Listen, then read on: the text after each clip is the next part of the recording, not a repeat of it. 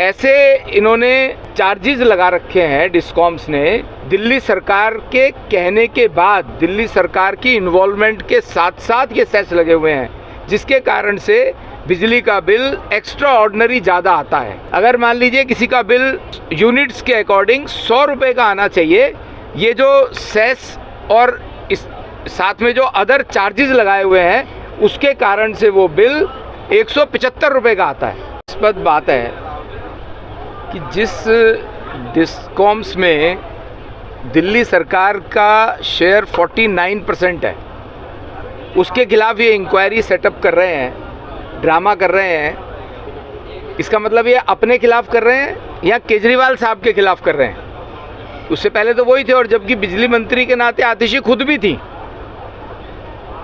और मैं तो इसमें एक बेसिक प्रश्न पूछना चाहता हूँ आतिशी जी से, ये उनके एम्प्लॉयज़ की पेंशन के लिए जो सेस है वो जनता से क्यों लिया जाना चाहिए?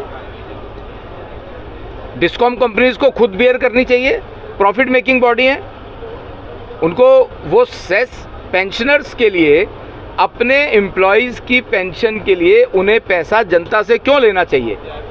इसके अलावा भी ऐसे पीपीआरसी है और मैटर्स में भी ये ऐसे इन्होंने चार्जेस लगा रखे हैं डिस्कॉम्स ने, दिल्ली सरकार के कहने के बाद, दिल्ली सरकार की इन्वॉल्वमेंट के साथ साथ ये सेस लगे हुए हैं, जिसके कारण से बिजली का बिल एक्स्ट्रा ऑर्डिनरी ज़्यादा आता है। एक्स्ट्रा ऑर्डिनरी ज़्यादा कितना आता है मैं बताना चाहता हूँ।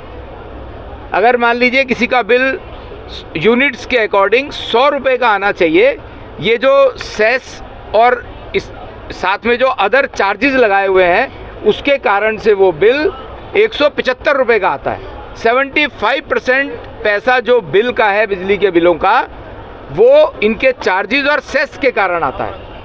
अब ये ड्रामा कर रही हैं ये बताने के लिए कि हम इनके खिलाफ इंक्वायरी करेंगे, और आज ही क्यों तुम्हें ध्यान आ रहा है? 10 साल से तुम्हें ध्यान नहीं आया?